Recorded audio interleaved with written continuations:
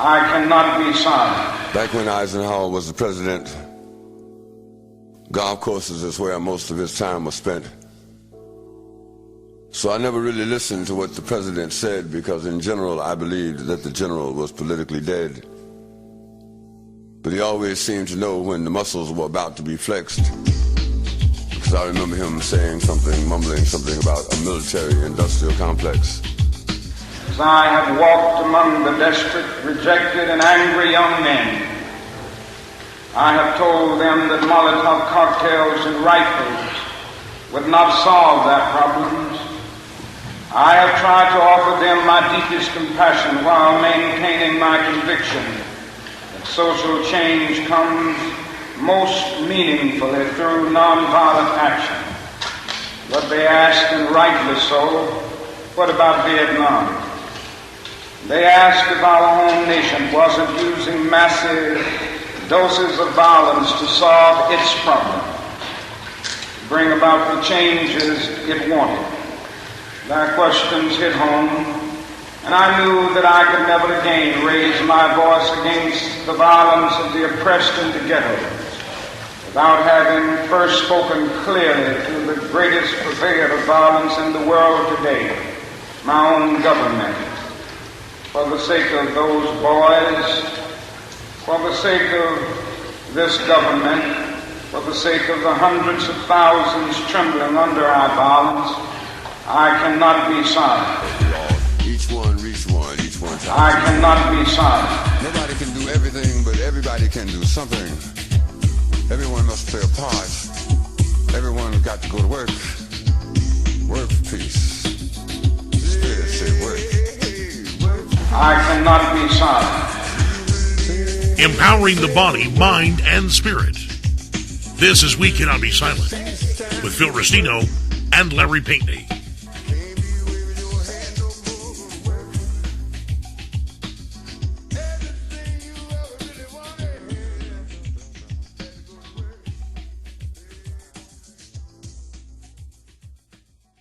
We're about to hear the presentation titled We Cannot Be Silent with Phil Restino. Normally we have Larry Pinkney chiming in with Phil, but today he's got a different guest. I'm going to let him do the introductions. Phil, it's all yours. Well, thank you, Gary, and thank you to UnitedWeStrike.com for once again putting on the monthly marathon. Don't buy, don't comply, ask why. And welcome everybody to another broadcast of We Cannot Be Silent with Phil Restino and Larry Pinkney.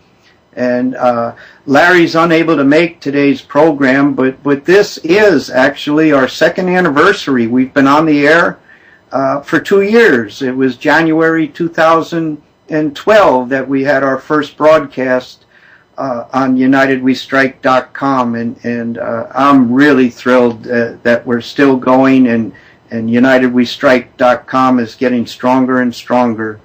My name is Phil Restino. I'm one of the co-hosts, and as I mentioned, Larry Pinkney, the other co-host, is not able to make today's program, but we have a special guest, actually guests, plural. We have with us today Kathy Bracewell, who is the coordinator of the East Central Florida chapter of CODEPINK Women for Peace, and has been since 2005. And with Kathy is her son, Brett Bracewell, a very strong activist in his own right.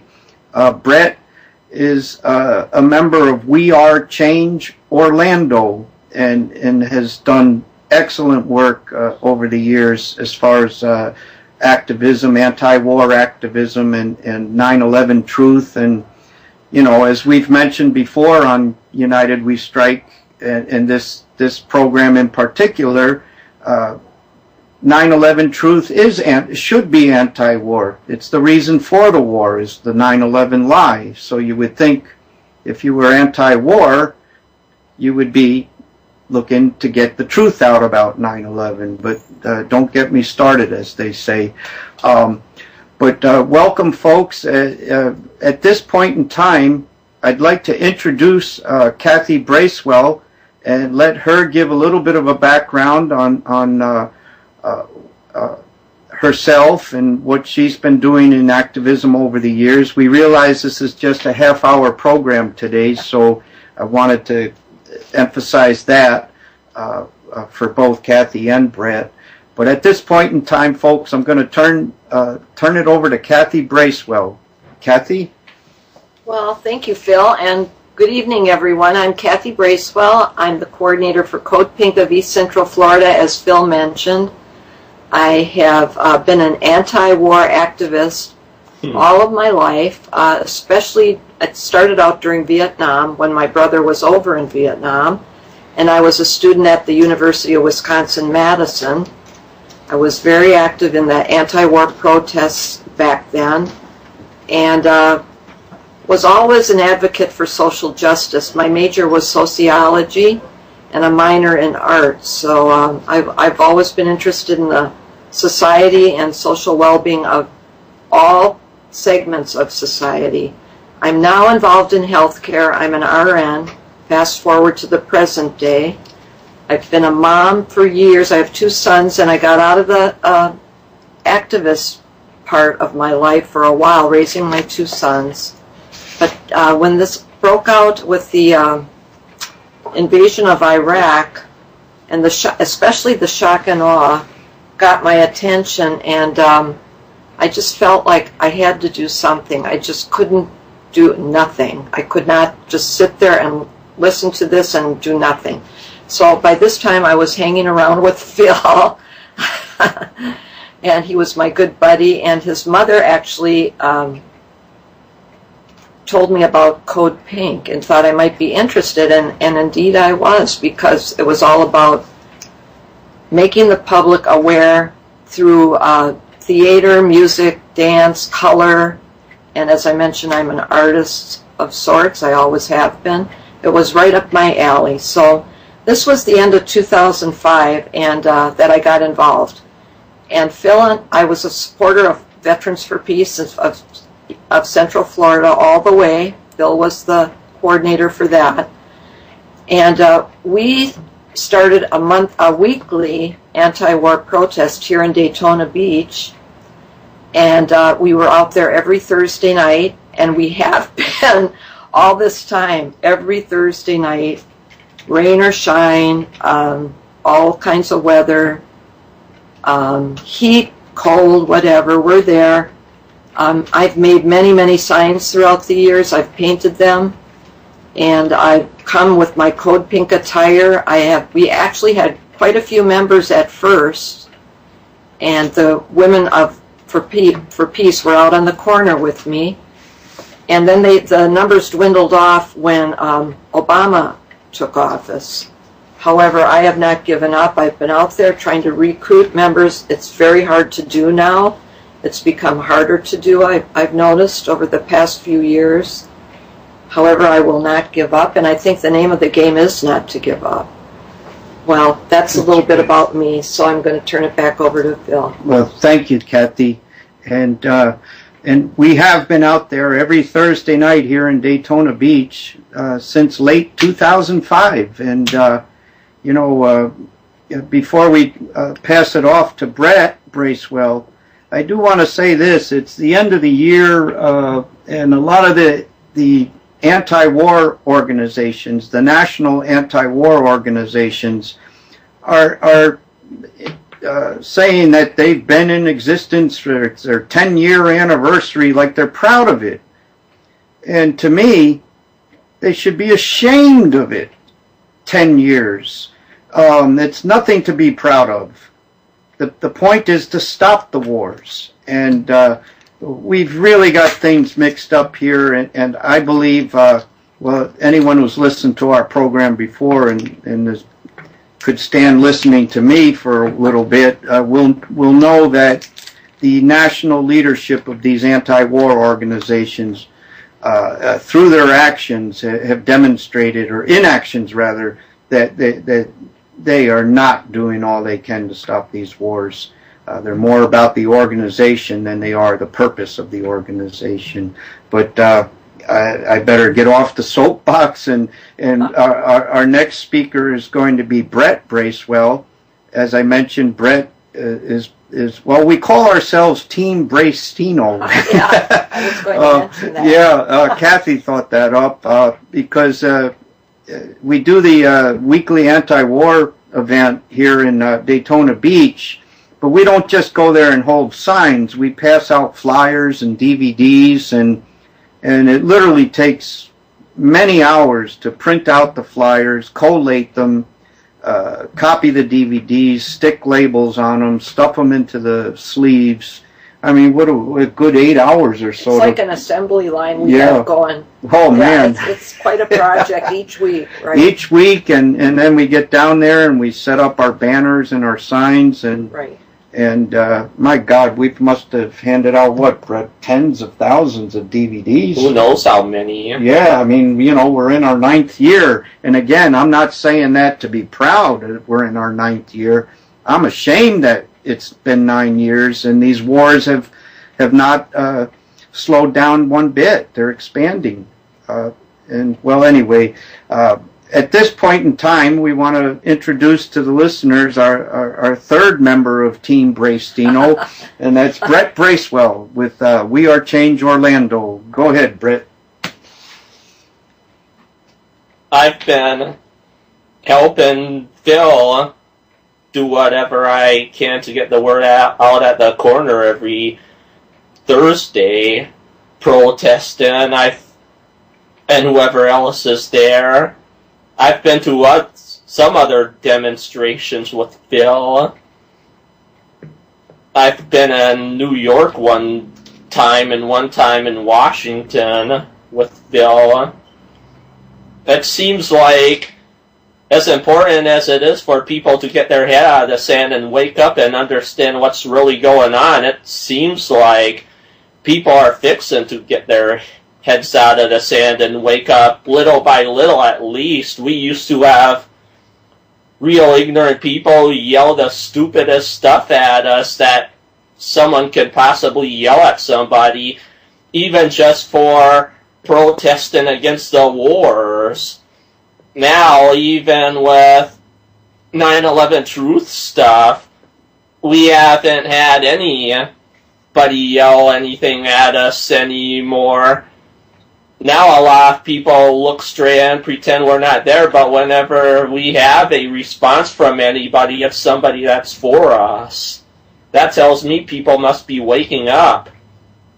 It really would be great if way more people would join us. I wish way more people would, but how good it is that there hasn't been anyone yelling anything ridiculous at us, and whenever we get a response, it's somebody for us, and people want to take our DVDs and packets and stuff.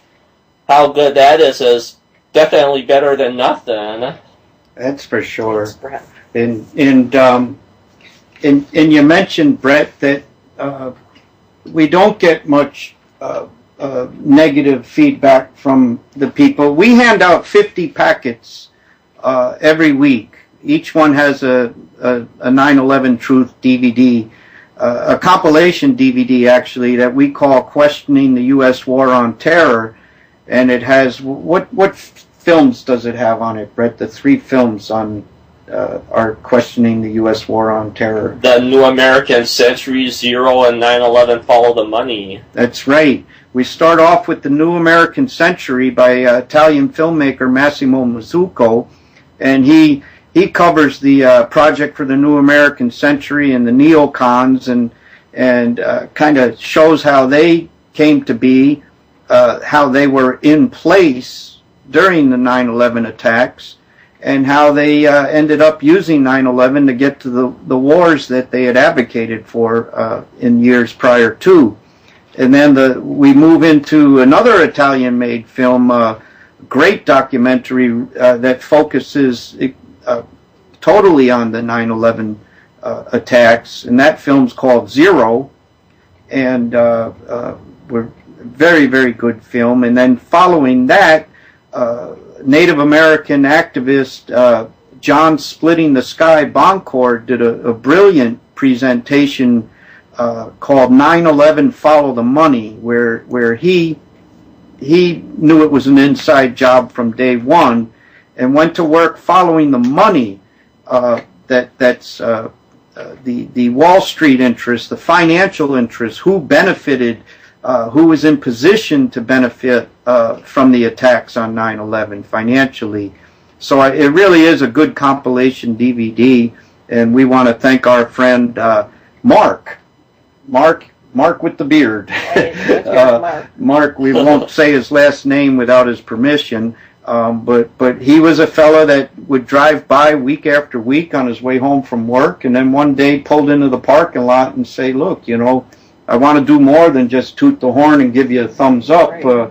What can I help you with? And he's the fellow that had these skills and put that compilation DVD together for us, and we're very thankful to him.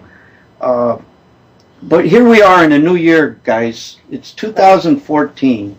And as I mentioned just before, you know, we're getting these emails from the CODEPINK, U.S. Labor Against the War, Veterans for Peace, the same old, the world can't wait. And it's almost like they're proud of themselves that they've been fighting the war, you know, these wars for 10 years now. I mean, like it's something to be proud of. And this is far too long. We never dreamt it would go on this long.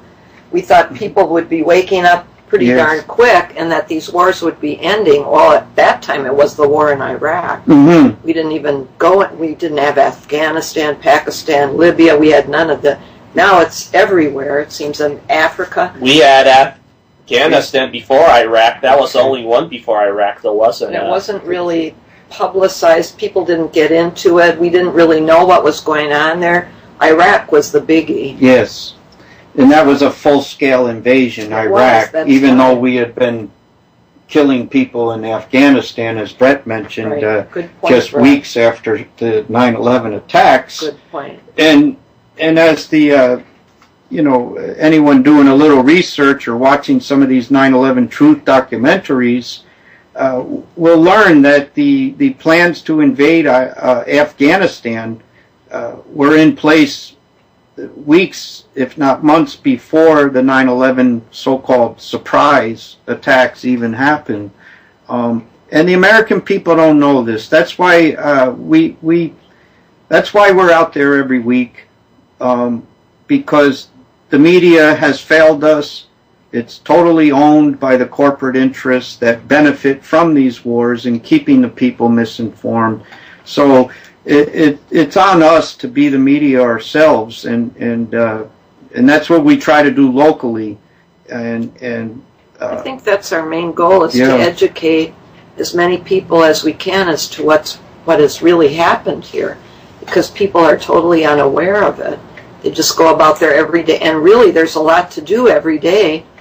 People are working, trying to make ends meet, and they really don't have time to check into all this. So we do that. We have all that information for them, and we're right there to hand it to them. But I'd like to see happen in 2014 is that we reach out to even other areas. Like I'm thinking a little bit about going into groups that we normally wouldn't. We've been to the 9/12 groups, but I'd like to put our thinking caps on and think of how we could reach out to other people that we have not done as yet. I mean, we're always on the corner. We do have events. We're always out there at the Daytona 500 and during the summer at the Coke Zero. We're at these huge events and where there's thousands of people. And that we do every year. But I'm thinking, what else could we do to reach other groups or people that we normally don't talk to? Not the peace groups so much, but the other groups. That's what I'm thinking about. I don't know about you guys, if you have any thoughts. Well, I'm glad you mentioned that, Kathy, because, you know, I listen to the Power Hour with Joyce Riley every morning, and a wonderful program, and some of the listeners here at UnitedWeStrike.com are very familiar with that program. But often from Joyce and the callers, you know, where are the preachers? You know, where are the religious leaders? You know, what would Jesus do? Right. I mean, the torture, the murder, that's going on in our name, Exactly. and they remain silent. Right. And you know, you go back to Martin Luther King's Beyond Vietnam speech, you know, which some say, and this might be a reason why they're silent. Some say that sealed his death warrant. You know, a year to the day later, he was shot and killed. Right. But my God, I think we need to start approaching the churches. Well, that's a good idea, Phil. We'll talk more about that and make our plans for. And you know, one thing that you've taught me is to not be so hard on these people. Because they get defensive and they won't invite you in. No, they won't. Yeah. You just have to use the right approach. Yeah. Be diplomatic with it. Kind of the softer, kinder approach to get people to open up to this at all. You know, to even open their minds to what we have to say. Yeah, and that's been a learning process for me. I used to be mad at everybody for not being mad about what was going on. You know, it's really changed over the years. and that doesn't work. But one thing is, and I know we're running short on time, but what I did want to bring up is the hypocrisy, and this goes back to the religious leaders as well. But we have an African American president sending African American troops and poor white troops and other people of color to Africa to kill brown and black-skinned Africans. And this has been in Libya. The attack on Libya, March 19, 2011, was so in our face. We had left and right politicians, left and right pundits on television, all calling for Obama's impeachment. And this is very important to note, the national leadership of the anti-war organizations were totally mute on the impeachment of Obama for his shock and awe attack on Libya. And Libya right now is, every country we go in and attack, there's the death and destruction that follows afterwards is horrendous. And you know, Brett, we do our demonstration on a street corner that borders the black section of the city. In Daytona Beach, the population is 35-40% black. You know, and we come across a lot of black folks at our demos, and we don't hide we're straight up. We don't hide we don't temper our message. It's the same no matter who's committing these illegal wars. We have a sign that we have a number of signs that say war crimes are war crimes, prosecute Bush, impeach Obama. Exactly. We hand out the flyers about AFRICOM, and usinafrica.com is a wonderful website. You download the flyer and put it out in your community. But Brett, what would you have to say about the black folks and our interactions with them during our demos, and how we're consistent about speaking out against Obama the same we spoke out against Bush? Even though we have those war crimes are war crimes, prosecute Bush, impeach Obama signs, no black person has ever really yelled at us or nothing. That tells me there must be hope that they're starting to wake up and realize there's something not quite right with Barack Obama. Maybe they disagree with us that Barack Obama's no good and need to be impeached, but they respect us because they see that we're for real. Or maybe they really are fixing to wake up. You never know. They could be waking up thinking something's really not right, and I really can't see how they can't be, because how in your face is it when the war in Libya started with him in office? That's right. That's right. That's to me, that's a smoking gun to waking up to what Barack Obama's about. And that's right. And our friend Larry Pinkney, who we got a chance to visit this past summer in person, That was wonderful. and we had a great time with Larry and his partner Caroline. But he mentioned to me when Larry and I first connected that the racism charge, by holding Barack Obama, a black president, to a different standard because of his race, which the anti-war, and still to this day, Code Pink, Vets for Peace, all of them, still to this day, do not apply the same public standard of a public call of impeachment. He said that right there is racism. It is racist, right there. And yeah, and as a black man, he couldn't have been more offended, you know. Yeah, really. And hey guys, and, I got to butt in here. We're coming up on about a minute and a half, and I want to make sure that any websites that you want to promote get promoted before I have to, pull out the hook and drag you off the stage. Great, thank you, Gary. Okay, well let's get those websites out. If you're not active in your own community, if there's not an anti-war demonstration, a weekly demo or monthly, whatever, in your own community, all you need is 2 people and a sign.